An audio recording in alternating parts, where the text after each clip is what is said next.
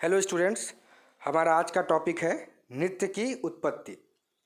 तो नृत्य की उत्पत्ति का सबसे प्राचीन प्रमाण मोहनजोदड़ो व हड़प्पा की खुदाई में प्राप्त मूर्तियों को माना जाता है।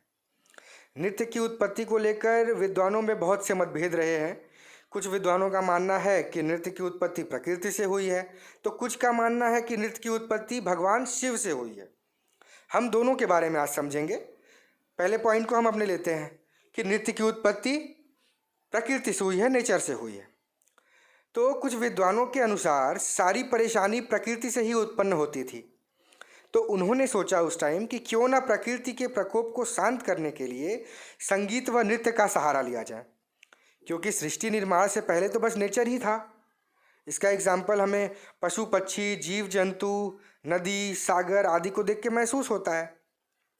जैसे अगर हम सागर को ध्यान से देखें तो उसकी लहरों के उतार चढ़ाव से, लहरों के स्पीड से नृत्य करता हुआ एक सागर हमें दिखाई देगा। कुछ क्रिश्चियन संतों ने डांस को फरिश्तों की गति माना है। एग्जाम्पल के लिए, फॉर एग्जाम्पल, पृथ्वी पर रहने रत्नों की छाया है ना, पृथ्वी पर जो रत्नों की छाया पड़ती है, जल की लहरें, आग की लपटें, आकाश में बिजली के रूप में, नृत्य की महिमा स्पष्ट रूप से एकदम विद्यमान है, एकदम साफ साफ वो दिखाई देती है। अब हम अपने दूसरे पॉइंट पे अगर आते हैं तो दूसरे पॉइंट के हिसाब से नृत्य की उत्पत्ति भगवान शिव से हुई है। तो इसमें हम देखेंगे कि भारतीय परंपरा में भगवान शिव को नृत्य का प्रवर्तक माना गया है। भारतीय पुराणों के अनुसार त्रिपुरासुर नाम का एक राक्षस हुआ करता था उस टाइम, जिसका वध करने के बाद खुश होकर भगवान शिव नृत्य करने लगे थे। और उसी समय उन्होंने मुद्राओं का आविष्कार किया, बहुत सारे मुद्राएं बनाया उन्होंने डांस करते हुए, जिससे उनके एक शिष्य थे तंडु मुनि। उन्होंने एक एक करके सब संकलित कर लिया और लय ताल में बैठ के उसका अभ्यास करने में लग गए।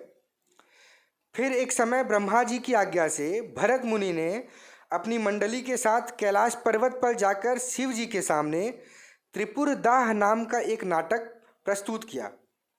तो भगवान शिव ने इस नाट्य प्रयोग में नृत्य भी मिलाने का सुझाव दिया भरत मुनि को।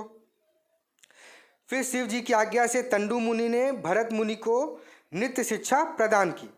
चूँकि शिक्षा नृत्य की तंडु मुनि द्वारा दी गई थी भरत मुनि को, इसलिए इसका नाम तांडव नृत्य रखा गया, जो आप पढ़ते हैं तांडव नृत्य। फिर भरत मुनि ने यही शिक्षा अपने पुत्रों को दी, जिससे नृत्य पूरे लोक में प्रचलित हुआ।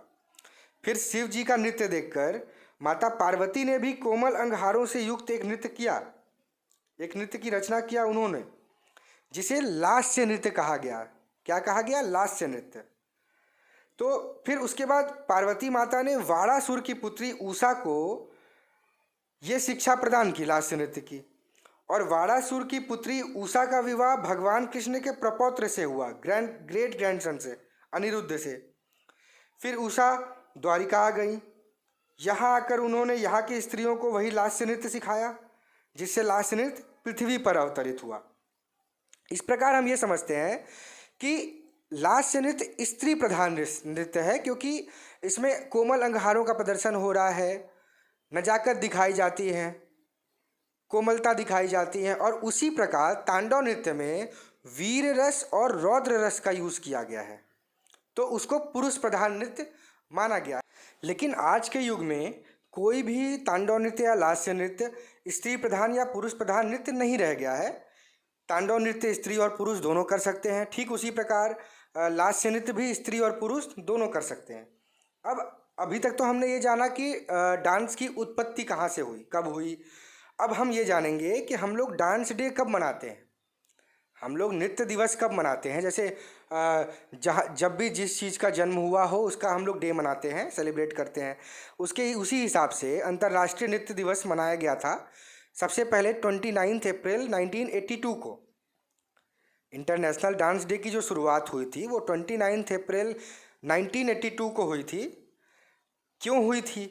तो यूनेस्को के इंटरनेशनल थिएटर इंस्टीट्यूट के डांस कमेटी ने एक महान रिफॉर्मर जीन जॉर्ज नावेरे के जन्म की स्मृति में 29 अप्रैल को अंतर्राष्ट्रीय नृत्य दिवस के रूप में स्थापित किया था। और एंड में मेरा आज का सवाल कि भरत मुनि ने भगवान शिव के सामने जो नाटक प्रस्तुत किया था, उस नाटक का नाम क्या है?